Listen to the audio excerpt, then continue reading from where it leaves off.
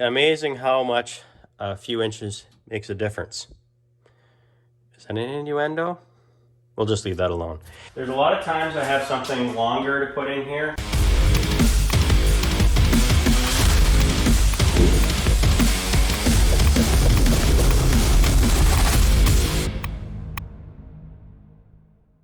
Hello and welcome to Slipping Time. On today's episode, we're going to talk about a media cabinet blaster, blaster cabinet, sandblaster cabinet, whatever you want to call it.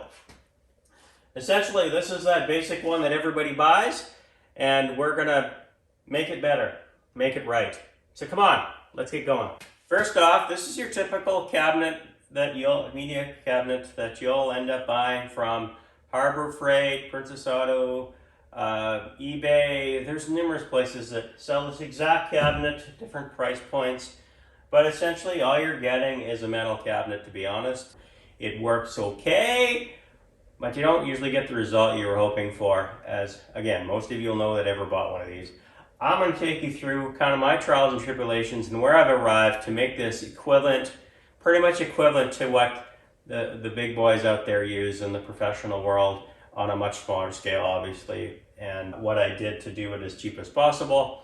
And the results are amazing to have your own little shop sandblaster. And I've even got some more future plans that I'll talk about as well. The first thing you're going to notice is all this stuff around it. What is it? And we'll go through that. Before we get going, no matter what you do to a cabinet or you have for a cabinet, there's a few things that are going to help you along the way, and I'll show you what they are. When I started sandblasting, I had, I'll call it an inferior CFM air compressor. I've got this guy now, which gives me lots. Just so you know, on these amateur ones or whatever that you call, not the industrial side, you need at least 10 to 20 CFM, constant CFM.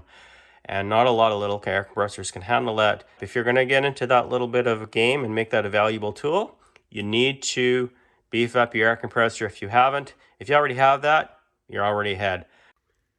The other thing you're going to find out is that because that air compressor is going to run a lot, it's going to have a lot of heat, it's going to heat up the air, and it's going to condensate. And that causes moisture. Moisture will ruin your sandblasting experience. It'll plug up the gun. If it doesn't plug up the gun, it's probably going to soften the blow of when it hits, actually, because there's moisture in it, defeating the purpose of trying to sandblast. And these aren't water blasting. That's a whole other episode, actually. Make sure you also have some type of dryer.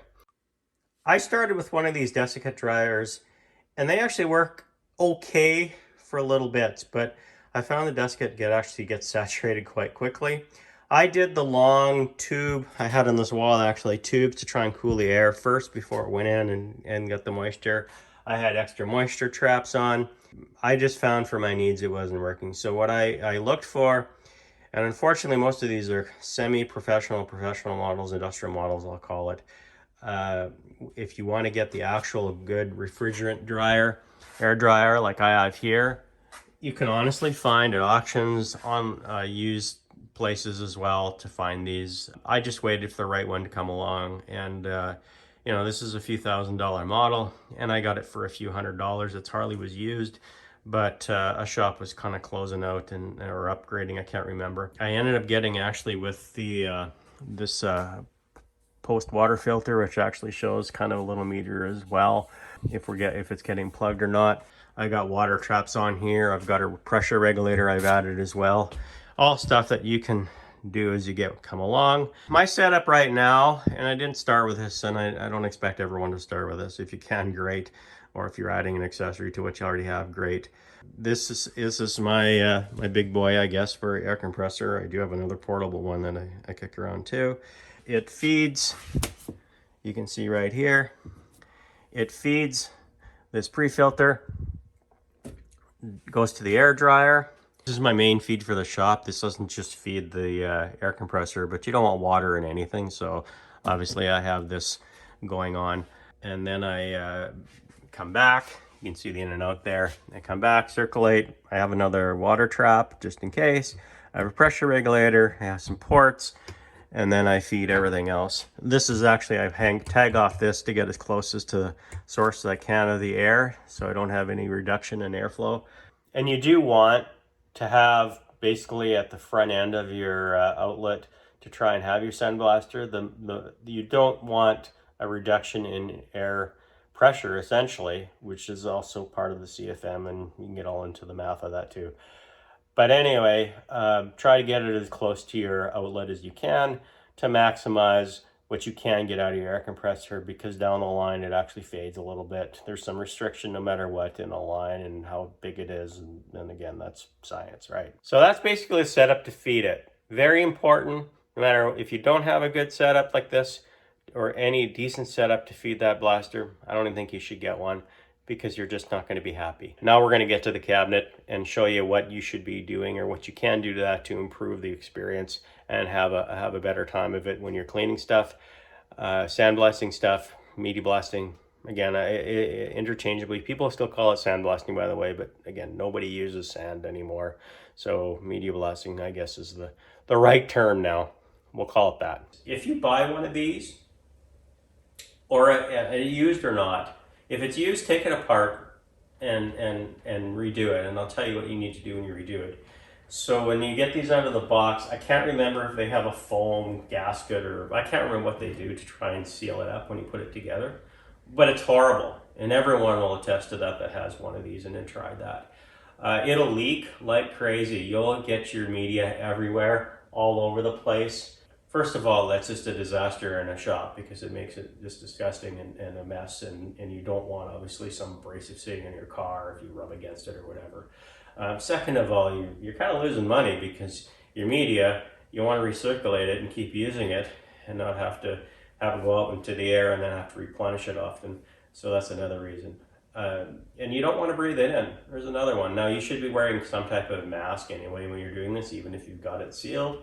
It's just good not to breathe in the minute dust. What I did originally, because I'd already heard about this problem, is I used outdoor exterior high-grade silicone, and that worked pretty good.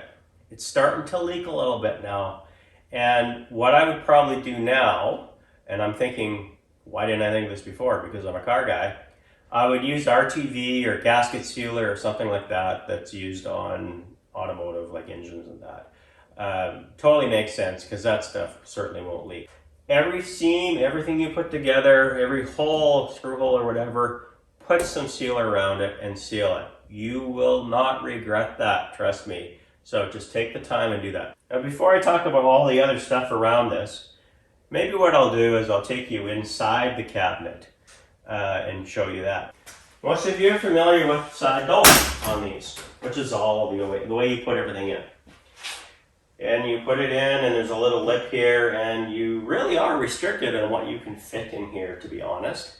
So what I did, and I'm not the first one to do this, I may have done it differently than others, but what I did is I took this top and I put a piano hinge on here, and I restructured a little bit here just to give it some structural integrity as well, because this is just sheet metal, very thin sheet metal. I can't remember what gauge it is. Another thing I did, or since I'm on the top of this, is I don't even remember if you get glass or what they do, but it's really, you need to see in here, and glass is probably your best thing. Now, glass is going to get little marks on it eventually from the blast, especially if you're near this glass. So I just go to a glass store and get a bunch of these cut up. They aren't much, actually. I don't know if they're $10 a plate or something like that if you buy a bunch. I'm gonna take all these off to show you. So this is after as well, that I can have an easy change out, because when I want to change this out, I don't want to have to dick around basically and unscrew, because it comes with their screws and nuts on it. So I made these wing nuts. I threw out the plexiglass on it because it was horrible, to be honest. It just impeded your vision. And to me, when you're doing this, you want to be able to see, which I'll get into further about what I did to also get rid of the dust that's in there as well. Now let's take the glass out. Take the wing nuts off. The frame off. And there you go. I have the glass. I have doubled up, so the top glass never gets marked up. The bottom glass, you can see this one's already getting a little hazy from the blasting. I just replaced that, and I tell you, I do a lot of blasting before I have to change it, so it's actually a really good idea to do this. I highly recommend it. Again, not the first one to do this, but just something I picked up of having real glass. Now this isn't shatterproof glass, so please be careful that you don't break it or hurt yourself if you do. Now let's get in. Got these nice locking latches, and you definitely want to have it latched. Latches basically in all corners here. That's the piano hinge opening up. I have a locking support right there. And there's your cabinet. First thing you might have feasted your eyes on is, what is this? Well, that's an LED light. Don't ever buy, and I did, the little cheap DC 24 volt, I think it is, I don't remember, light kit that comes for these cabinets. They're absolute garbage. I don't even know why they sell them. I got a cheap one on Amazon. This is the second one. The first one I had probably for a few years, and it died eventually. I don't know if it overheated or whatever. And I replaced it with this one, and I don't know how much they were. They weren't a lot of money anyway. Now these work off DC as well. This is actually from a car or a truck, I think, bumper kit or something. So that means it needs 12 volts. So what I did is I had this kicking around. So you don't have to do this. But I had this old power supply that then sits there, and I mounted it, integrated in, and that powers up the light. And the other thing I did, and I'm going to get to the vacuum later, how that system all works, but I actually have it on the wall now, but I started with this. I have a power bar here, and the reason I do that is because this controls the light, and it also controls the vacuum, and I just turn everything on at once when I want to use it, which is really, really handy.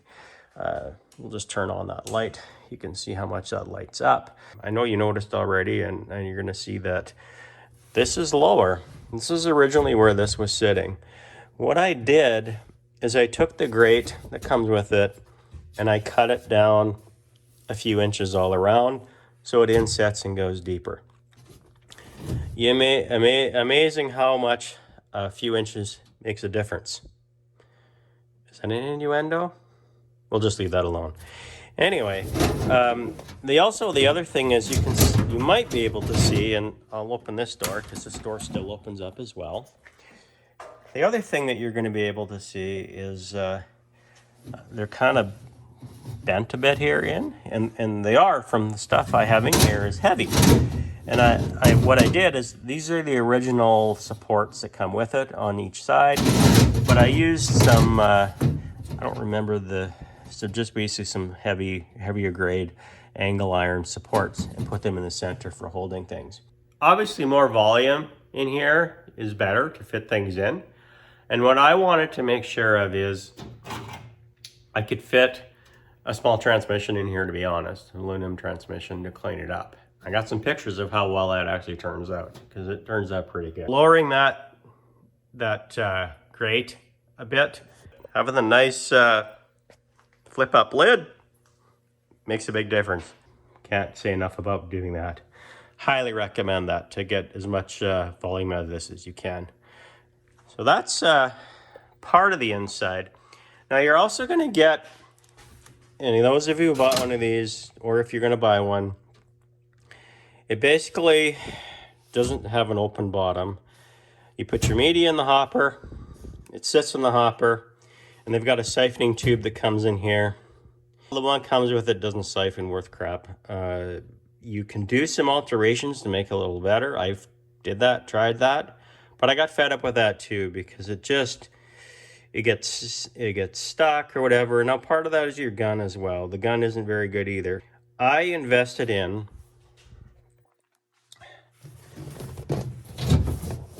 a whole system here that I'm going to go through.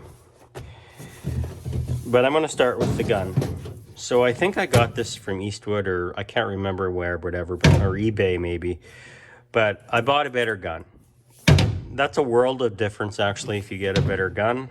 They're not all equal as you might think. So get a better gun. I'm not going to tell which one to get. You guys can research that on your own. You're going to notice that I have this in here. Why? Well, once you're done blasting, there's always going to be dust and media all over the place somewhat. It catches on the edges or whatever, no matter how much you have this recirculating and recapturing.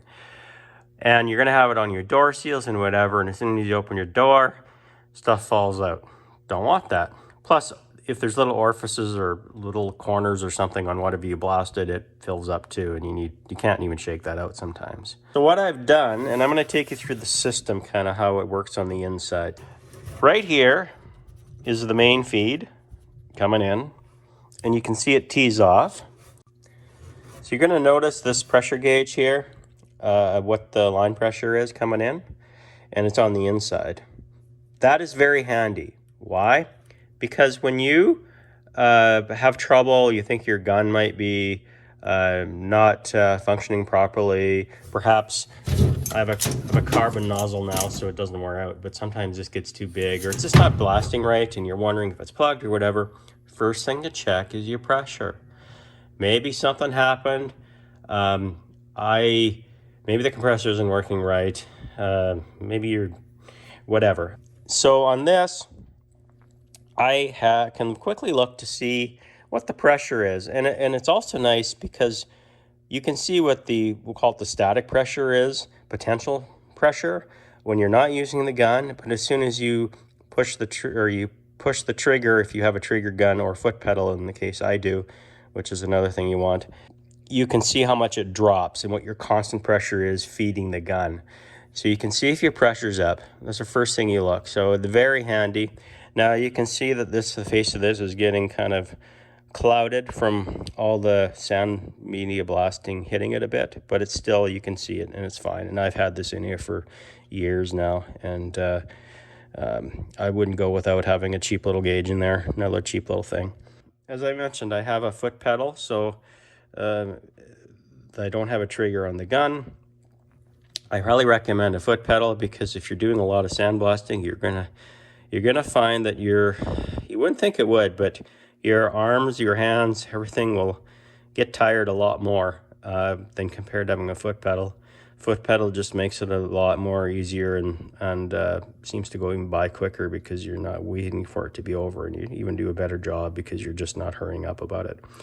So I have that feed, and you can see where I have the media coming in here and feeding the gun, and then that's where the pressure. The other tube here is basically a blowgun. When I put the foot pedal on, it feeds pressure to both. I do have a little on-off switch here for the gun, because otherwise I'm gonna have sand blowing out of the gun at the same time I'm trying to blow, which defeats the purpose. So you're gonna need that as well. I ended up putting one on the blowgun. I don't know why, but as you can see, I can actually, if I wanted to, I don't know why I'd ever want to, but I can actually put different things on here if I want, maybe if they're constant feed, but I really don't need it because this has a trigger on it as a blowgun. The gloves that come with it actually aren't too bad, but when I replaced them, because they did break up a bit, I bought some really good gloves off Amazon. Now they're really good gloves. They fit the cabinets well. They got really good grips on them. And I've had these, I'm going to say probably the original ones lasted a few years, and I've had these for multiple years now. I do keep a spare set because if you ever get a hole in one of these, you're down. And especially if you got to wait a couple days for Amazon order to come in, you can't finish the job. So I actually keep a spare kit as well. Another thing from Amazon I did, they're basically glorified hose clamps to mount these. They weren't very good, the ones that come with it. So I bought some lot better clamps to keep the gloves on, because you don't want them sliding off. You don't want them leaking, obviously, and they can pull off eventually if you push too hard. So these never come off now with these good clamps I got on. I can take this grate out really easy. I put a little lock in here just to keep it from moving around. But I can take this grate out if I ever need to for some reason. And it sits in there. You're wondering how it locks on the other side. Believe it or not, it can lock. Just sit this where I've put these bolts in, and I just added them for the support. It doesn't move then at all between everything. So basically, when you're done blasting, you shut your gun off. You take your blowgun, you blast all everything out so there's no media everywhere, especially around the door. And you blast around, and I really try to get around the door really well. And that way, when I open it, and I keep the vacuum on as well, and because it actually has keeps a negative pressure in there, so dust can't escape at all if it's floating around. And then I open my door, and then I take whatever I have out. And it's been also had a blowgun on it, so it doesn't have any media on it to fall all over the place. And then I close the door, I do a lock, and then I'll shut my vacuum off so everything stays contained. So what is all this? Let me show you. I'll show you the system. Now these are pretty much what you'll see in a professional reclaiming machine that you can buy out there. Does the same science, same purpose. Works so good. I'll just kind of go through how it works, and then I'll show you what I made it out of. Okay, this pail, and it's just a 5-gallon pail that I think I had driveway sealer in it, and I reused it.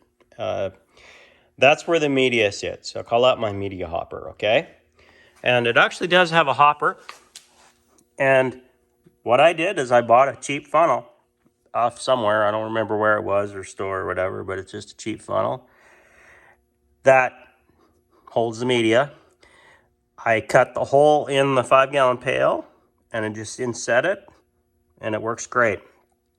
And then it funnels in, and then it goes into this little Venturi setup.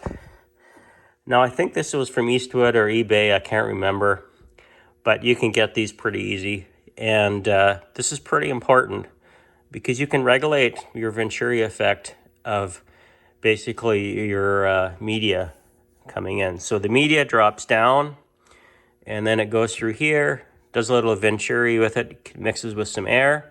This regulates the air, and I can add or subtract depending on how much media I want to blast in. And it also is very good because each media has a different weight to it. It actually has a different grit to it, etc. It'll actually go through your gun differently. So you want to maximize the amount of impact. Sometimes you want to soften it a little bit, have less media go through just because of what you're blasting. You know, you might be doing some hard steel, you might be doing some aluminum, you might be doing wood, whatever you are. So that regulates that. Highly recommended. This was one of the last things I did do, and it was one of the more expensive. I don't remember what it was. If it was $100, I don't remember, but it was just something that I highly recommend, again, to build up to if you can. So then the media goes through this tube, and notice how you have a see-through tube. And again, a little thing that's nice for troubleshooting, because you can see media go through there if you think your gun's plugged or something's going on, or maybe you've got a hard piece of steel and you're wondering what's going on, or something, you know, it's full of oil or rubberized coating and it's just not blasting.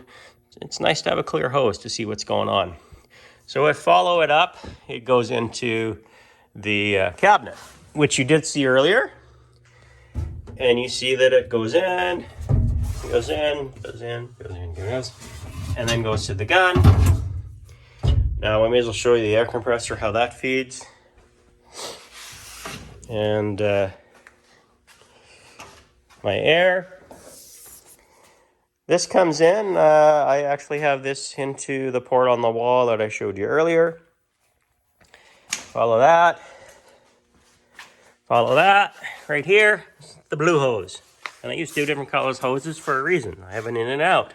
A little thing for troubleshooting. I can also remove this foot pedal pretty easy. But I have a foot pedal, which is basically a valve to turn the air on and off feeding the gun.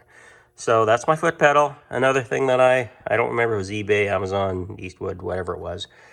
And then obviously the output comes, follow the yellow hose.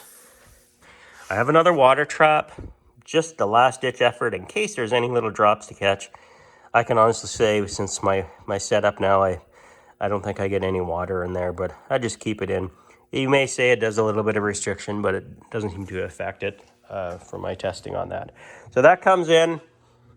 The rest I've showed you, and then it mixes with the media and blasts right there. So I blast away. Sound effects there. And then it goes in the hopper. And notice there's nothing in the hopper, and there never will be. The hopper comes down here, and I bought some vacuum fittings basically, and I don't mean vacuum as in car vacuum, I mean vacuum using cleanup vacuuming. So this basically was the dump for the hopper when it was full of medium, and you can still use it like that if you wanted to clean out or whatever, but you can see how I just attached it on there. And then I have a vacuum hose coming up. And this is how I reclaim. So the vacuum comes up and it sucks it in here. And then it dumps in there the medium. So this is called a dust deputy. Look it up. There are also clones of these, and there's different sizes. But what this does, and people do it in a lot of shops, etc., for other various reasons, is it will anything that's dust, like really fine dust, it's going to take it, and then it's going to circulate back, come here, and it's going to dump in the vacuum, which is great because if you've got pulverized media, it turns into dust, which has no use anymore as far as trying to media blast. So that goes in there. Most of the stuff that gets blasted can be reused because it's not dust yet. And those heavier particles fall in and they fall back into the canister.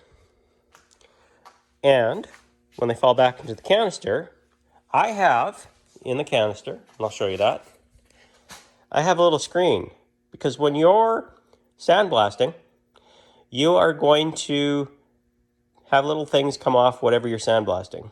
But you don't want that plug and paper gun. Obviously, it's not media to use for blasting. So I have different various screens here that sit in this pail. It basically screens the media. And the reason I have different sizes is the different media. And then only the media can fall through and you're not recirculating the garbage. And then I have to clean that once in a while. But I never, usually if the media is pulverized enough, I have to heat the media anyway, and that's when I clean it up. It never really gets that bad for the amount of stuff I do. I ended up buying this lid, locking lid. Again, I waited for a sale, I think, on this. I can't remember. And it's a rubber gasket seal on this top.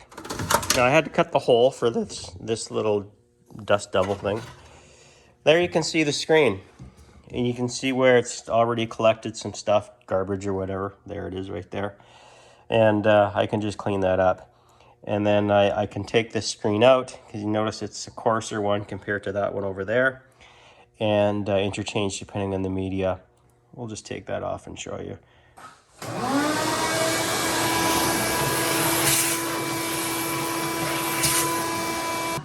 Now this is a perfect size little screen I have. I use a little hook to actually pull it out. Otherwise I can't get it out the way it locks in. There we are.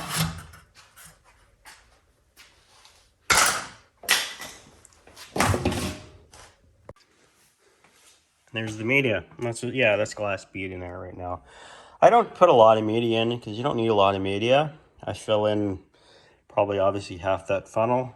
And the more media in, the more you might not get your vacuum result as well. But this also helps get rid of all the dust that's in the cabinet so you can see.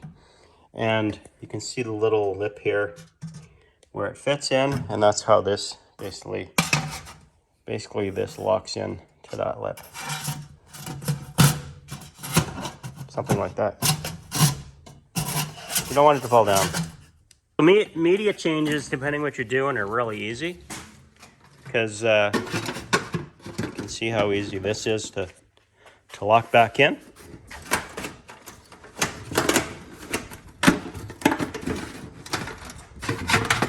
Of course, you can see how easy this is to lock back in.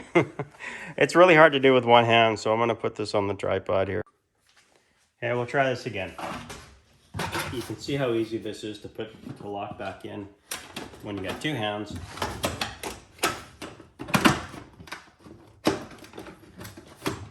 And there, it's in. So when I'm changing media, really all I got to do is I put a pail under here.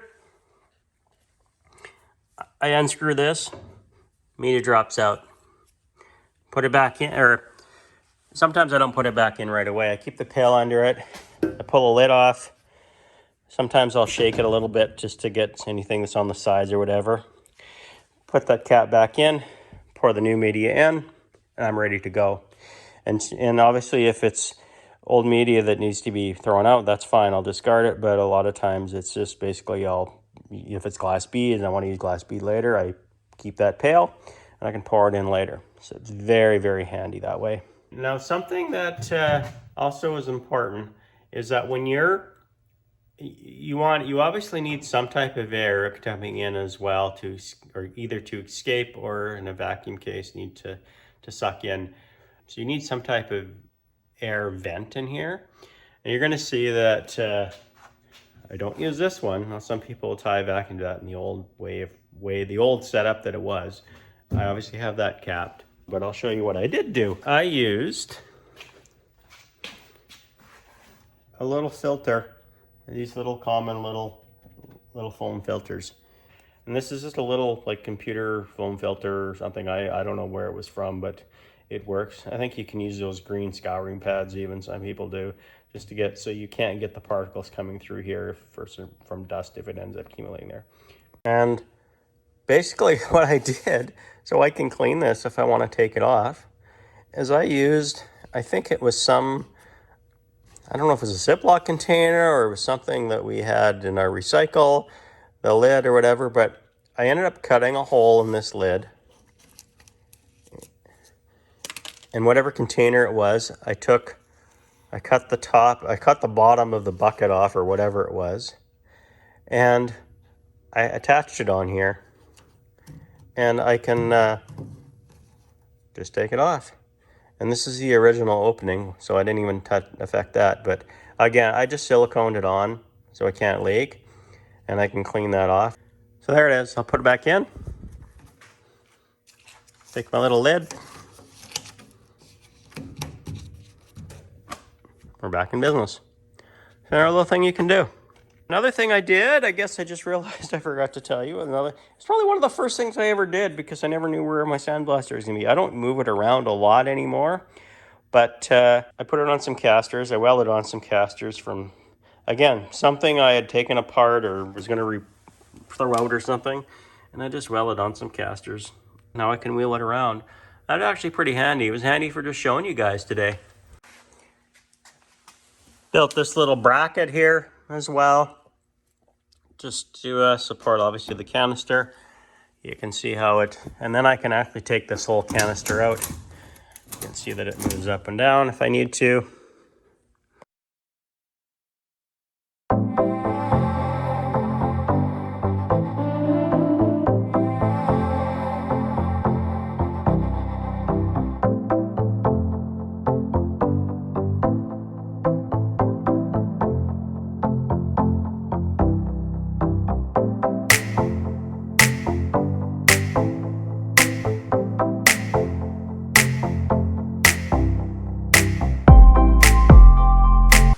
course, nothing is ever completed around with me.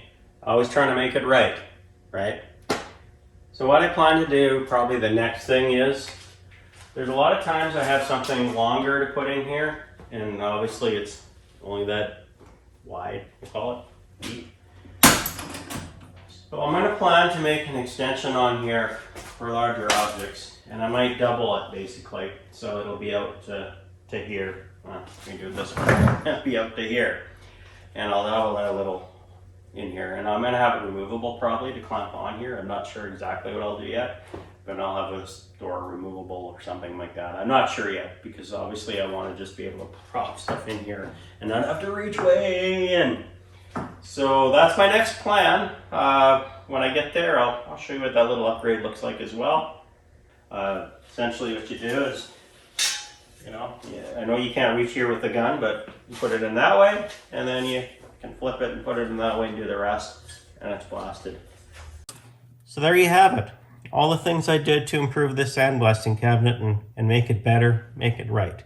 If you have any suggestions on how you improve things that maybe I didn't do, or maybe you did something better and cheaper, please pass that on in the comments. I think we'd all love to hear from you. Thank you for joining Sipping Time with me. Don't forget to like, share, and subscribe. And until the next episode, make sure you enjoy every day and always make it right.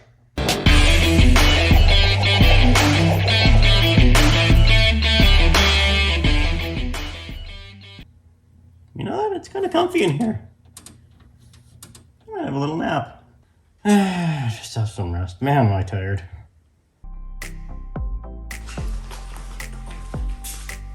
Really? Like you don't spend enough time out here as it is? Alright, you can stay in here then. Suit yourself.